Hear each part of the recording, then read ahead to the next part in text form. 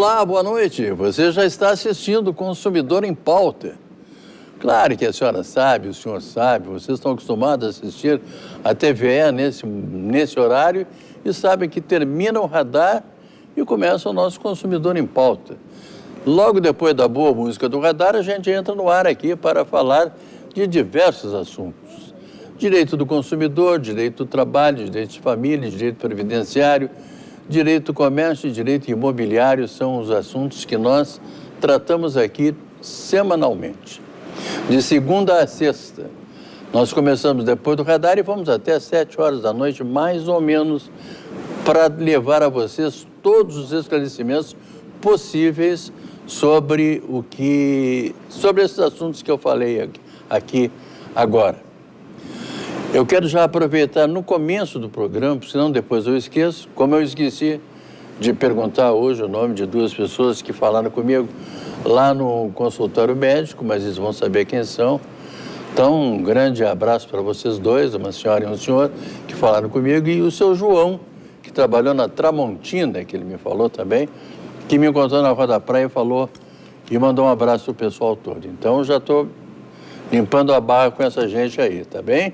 Um grande abraço para vocês. Hoje nós vamos tratar de direito de família. Então, vocês podem mandar as perguntas para nós. Vocês podem usar, por exemplo, o nosso e-mail, que é consumidorempauta@tve.com.br. Podem usar também o nosso telefone, que é o 3230 1530. Esse é o telefone fixo aqui do programa. Ou então vocês podem fazer uma pergunta por WhatsApp. Pode mandar um WhatsApp para nós com uma pergunta para 985-946-773. 985-946-773, prefixo 51. Então, mandem para cá as perguntas que a gente vai tentar responder a todas as perguntas que vocês fazem no mesmo dia ou então na semana que vem. Tá bom assim? Antes de anunciar o meu convidado de hoje, eu quero mandar um abraço para os telespectadores de Vacaria, que estão assistindo esse programa e toda a programação da TVE pelo canal 33. Tá bem? Um grande abraço para os vacarianos e para as vacarianas também aí, tá? Perguntem, porque nós temos muitos assuntos para esclarecer para vocês aqui.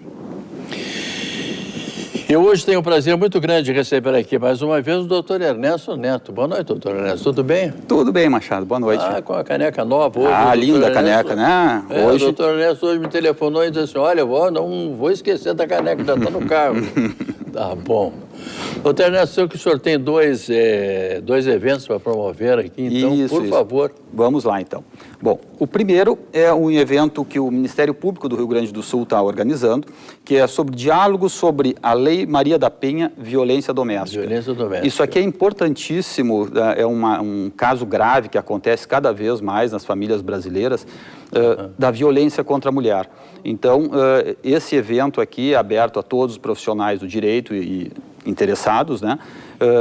Vem ministros do STJ dar palestras, né?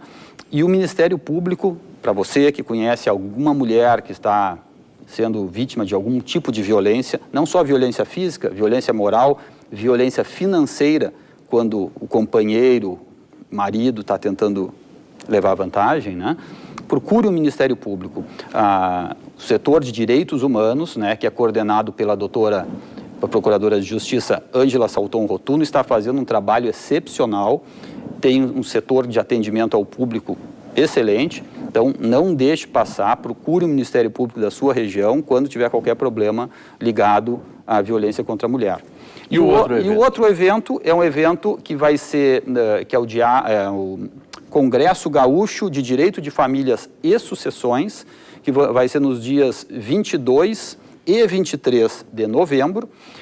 As vagas presenciais já estão esgotadas, mas vai ter por ensino EAD. Todo mundo vai poder assistir pela internet, né? Vai ser transmitido ao vivo.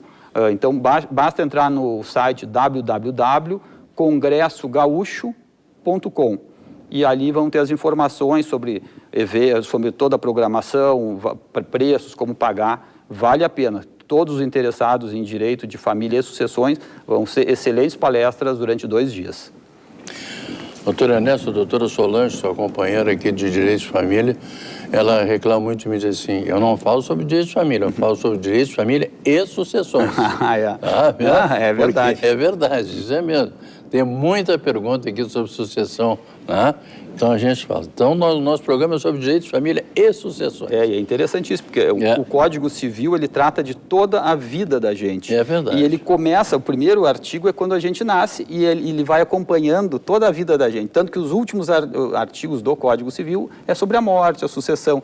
Então, nós, o direito de família, do início até o fim do Código, tem coisa ali para estudar. Então, tá bom. Doutor Ernesto Neto, a primeira pergunta que eu trago aqui para o senhor vem da cidade de Alegrete.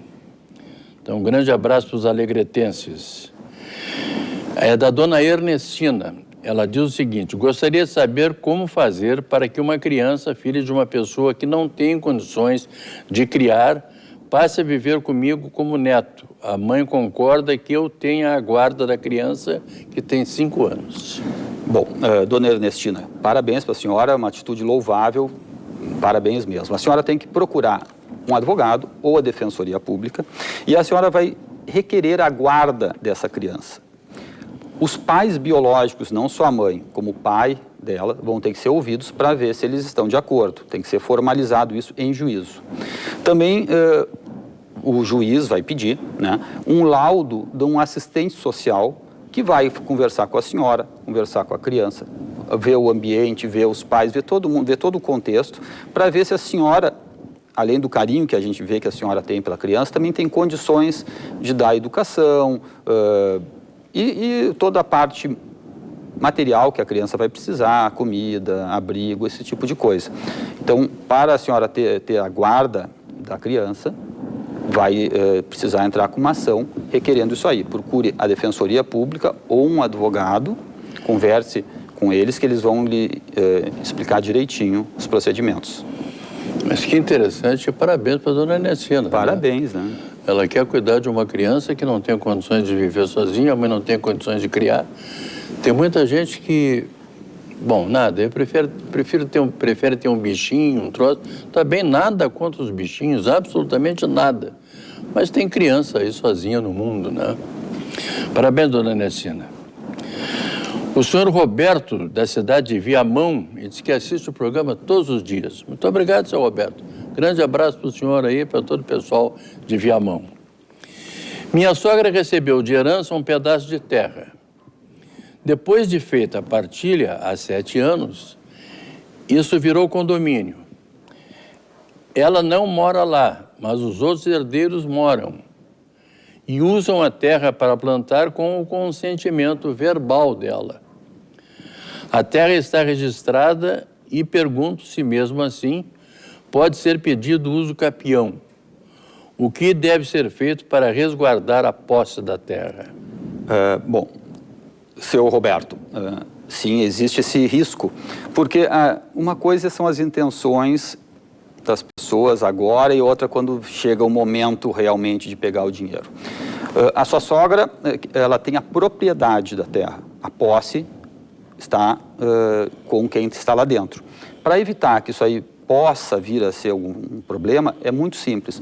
O senhor tem que pedir, oriente a sua sogra para que ela faça um contrato de arrendamento para os demais condôminos, para os demais, os parentes dela que também herdaram a propriedade. Então, com esse contrato de arrendamento, vai ficar provado que, que ela tem ainda a posse indireta da terra, que é quem arrenda. A posse direta é quem mora lá dentro. Mas com esse contrato de arrendamento, vai acabar com o risco de ela poder vir a perder essa propriedade em função do uso capião. Veja como é que é a história, né, doutor Ernesto? A gente recebe aqui elogios e aquelas coisas todas, mas recebe chamada também aqui. A dona Dulce, lá da Vila Ipiranga, diz que é telespectadora assídua desse programa, e diz assim, o apresentador tem que ser mais objetivo, para dar mais tempo de fazer mais perguntas. Então, você é mais objetivo, tá? Vou começar a fazer perguntas agora aqui que não vão acabar mais. Obrigado, dona Dulce, um grande abraço para a senhora. A dona Vera de Cachoeirinha, doutor Ernesto, diz assim, ó, uma amiga morou 12 anos com um homem que não se separou oficialmente da ex. Compraram um apartamento e carro no nome dela. Separaram e ele ficou com o carro e ela mora no apartamento. Estão separados há mais de 2 anos. Ele já mora com outra. Ele tem direito ao apartamento? Quais os direitos de cada um? Bom, faltam muitos dados aí. Faltam né? muitos dados. Mas, vou ver se deu para entender o contexto. Essa senhora que ela morou 12 anos com ele, era, vamos dizer assim, uma relação paralela, é uma coisa. Mas se ele apenas não se separou da mulher anterior dele, não separou de direito, porque uma ele coisa... apenas, me informa a produção aqui, que ele apenas não convivia com a mulher dele. Ele não convivia com a mulher. Ah, não, então ele já era separado de fato. Ele não era separado de direito, mas era separado de fato. Então, ele tinha por 12 anos, ele teve uma união estável com essa senhora. Seu apartamento, que é esse aí que está sendo discutido, né, foi adquirido durante esses 12 anos que eles conviviam juntos, então ela tem direito à metade desse apartamento e metade de todos os bens, não só desse apartamento. Se outros bens vieram a ser adquiridos na constância da união estável, dessa convivência, ela vai ter direito à metade. Claro que como não houve nenhum contrato assinado de união estável, pelo que deu para entender, ela vai ter que fazer a prova disso aí, ela vai ter que reunir pessoas, provas, documentos, o que ela conseguir para provar quando iniciou esse relacionamento, que configurado como união estável, e quando ele terminou. É importante a data do início e do fim, para depois saber os bens que foram adquiridos entre o início e o fim. E tudo que foi adquirido nesse período de tempo, cada um tem direito à metade. Tanto o apartamento quanto o carro, eles compraram, e mesmo estando no nome de uma dos dois, não tem importância nenhuma. Não tem importância nenhuma. Não tem importância estar no nome só de um, não tem importância se só um deu o dinheiro e o outro só ficou em casa parado, não interessa, porque isso é comunhão parcial de bens e o esforço é presumido, não precisa dar dinheiro. Estando morando juntos, estando convivendo, sendo casamento ou união estável, meio a meio. Um telespectador que pede para não ser identificado e que mora no bairro Passo da Areia, doutor Ernesto, diz o seguinte: tem união estável há mais de 20 anos. Em 2018, fizemos contrato em cartório, união parcial de bens retroativo. Temos uma filha e eu tenho um filho de um casamento anterior que mora em um dos imóveis. Faço a verbação no registro de imóveis dos imóveis adquiridos nesses anos? Se não, qual problema gerará na partilha? Bom, o que vai acontecer é o seguinte: esse documento que o senhor fez, é muito normal fazer com a retroativo, que é a data de quando começou efetivamente a união estável. É importante, então, saber o seguinte: se esse imóvel foi comprado na vigência da união estável, ou seja, desde aquela data retroativa para cá, os dois não precisa averbar na matrícula. Pode averbar, mas não é necessário. Cada um vai ter direito à metade. Não interessa quem deu o dinheiro, não interessa quem comprou, se um colaborou com mais ou com menos. É metade a metade de todos os bens, né? Então, isso para o caso de um divórcio. De uma dissolução, se é a união estável, no caso. Se o senhor possuir bens anteriores à união estável, então esses bens não se comunicam no caso de uma dissolução da união estável.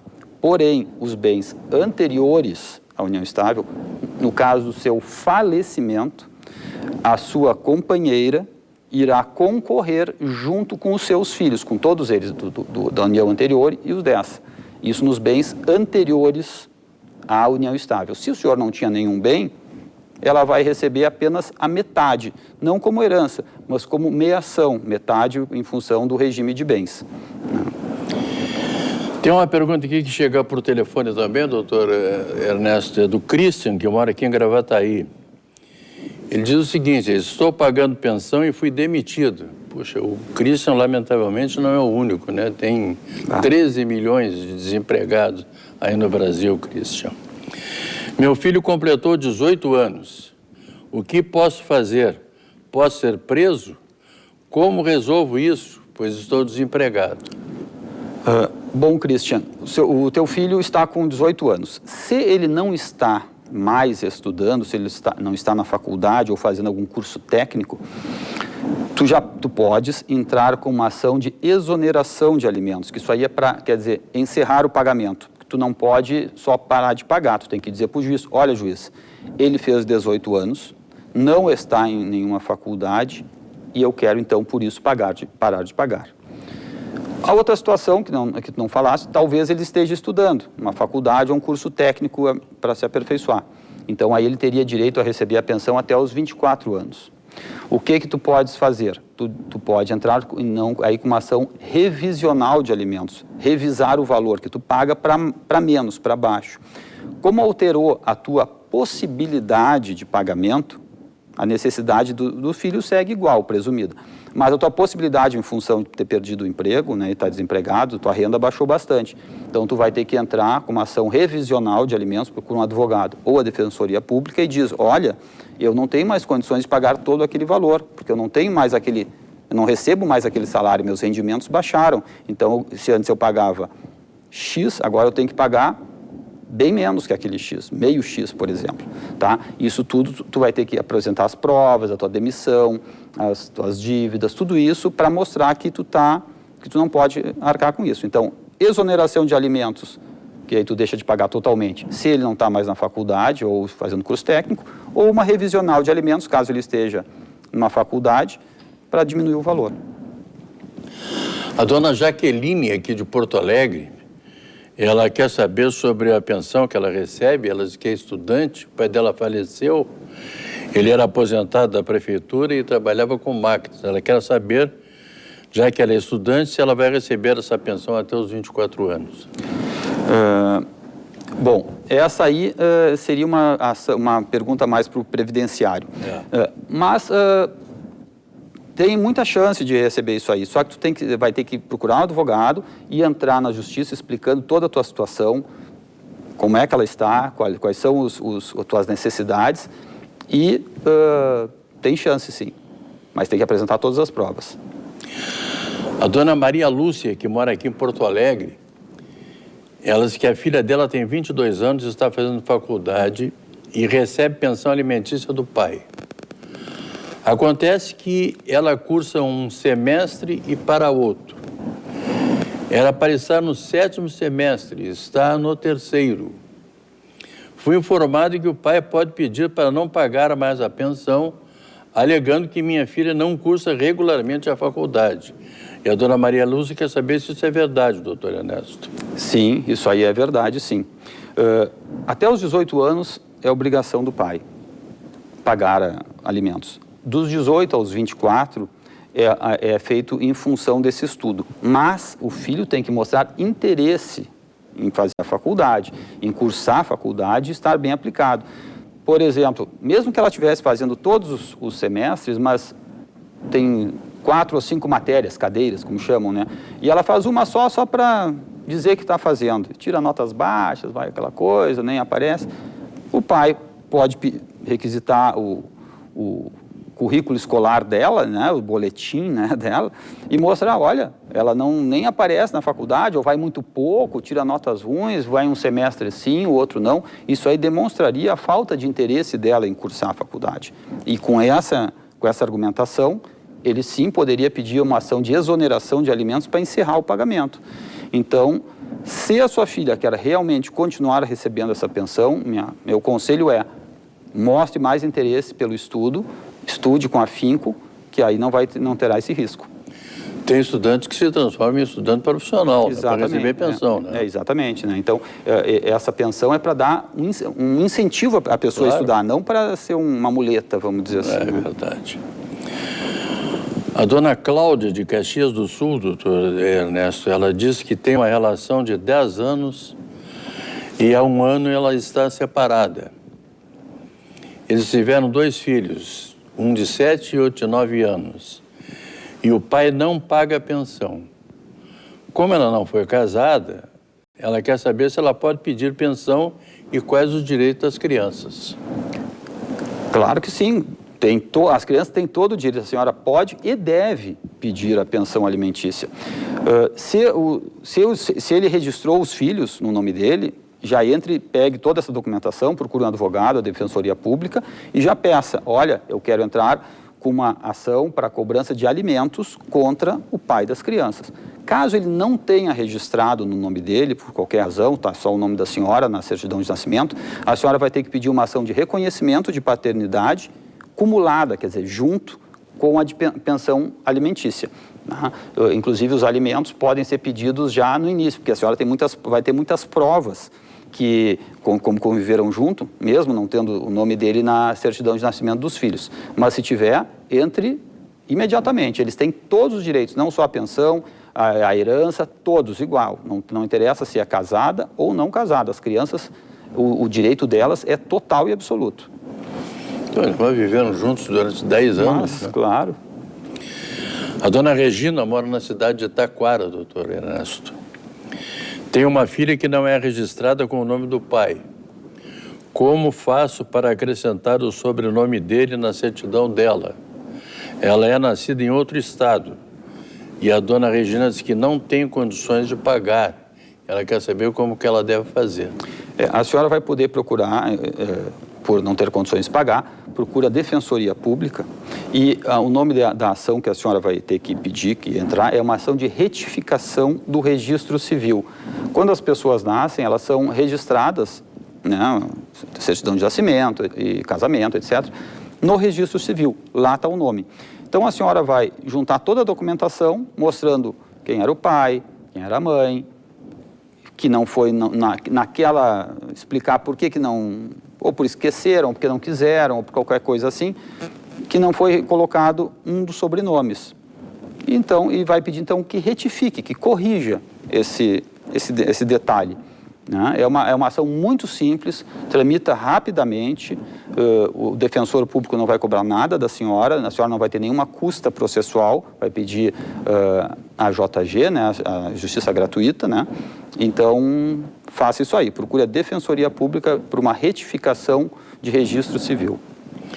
Doutor Ernesto, eu tenho quase que absoluta certeza que isso aqui é um fato muito recorrente, acontece muito aqui no Brasil, aqui no Rio Grande do Sul, em tudo que é parte. A dona Gilda de Cachoeirinha, ela diz que tem 67 anos e um filho de 50 que usa drogas. Ele não trabalha e só incomoda, diz a dona Gilda.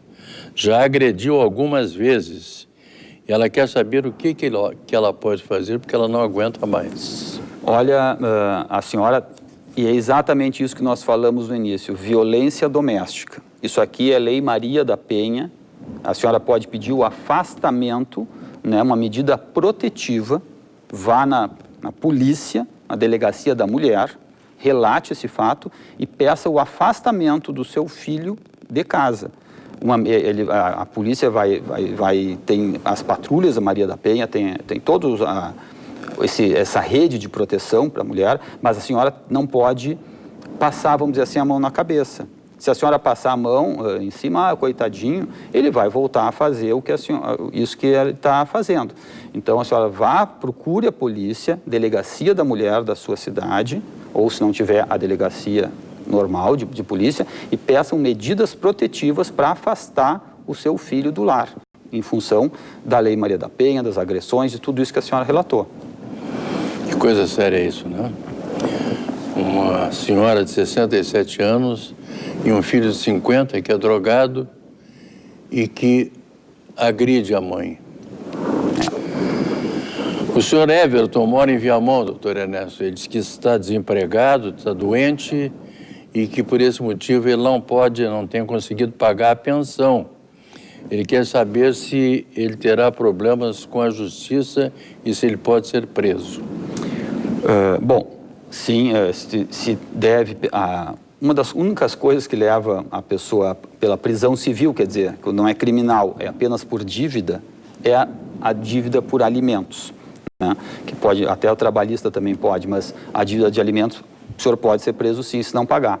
Então, eu recomendo que o senhor, primeiro, entre em negociação com a pessoa que vai receber, explique a situação, tente contemporizar, faça uma negociação, se possível, né? Outra coisa que o senhor pode fazer também é entrar com uma ação revisional de alimentos, explicando a sua situação, mostrando que os seus rendimentos, as possibilidades de pagamento diminuíram e que o senhor, então, queria diminuir o valor da pensão alimentícia, tá? Mas, enquanto isso, se a outra parte não aceitar, ou o juiz não aceitar que baixe os valores também, pode sim ser decretada a sua prisão por não pagamento da pensão alimentícia. Vou lhe fazer a última pergunta, doutor Ernesto, é de uma telespectadora que pede para não ser identificada. Ela disse que teve um relacionamento com um homem depois de uma festa, quando ele foi levá-la para casa. Fiquei grávida e hoje tenho uma filha de 3 anos, que está registrada apenas no meu nome. Tem como pedir pensão para o pai dela? Claro que tem sim, só que tu vais primeiro ter que entrar com uma ação de reconhecimento de paternidade, já que ele não reconheceu no nascimento a filha. Então, vai mover uma ação contra ele para que ele reconheça a paternidade e nessa mesma ação tu já pedes a pensão alimentícia. Então, vai ser uma ação de reconhecimento de paternidade cumulada com alimentos. Procure um advogado ou a Defensoria Pública e entre imediatamente com essa ação, porque a sua filha tem todos os direitos e ele vai ter que honrar com isso. Doutor Ernesto Neto, tive um prazer muito grande em conversar com o senhor e trazer aos nossos telespectadores esses esclarecimentos tão importantes sobre direitos de família. Tem coisas que a gente fica impressionado quando lê aqui, né?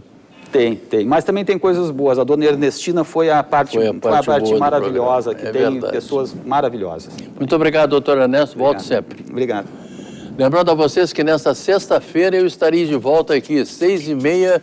Eu vou conversar com o doutor Dirceu Vendramini sobre direito previdenciário.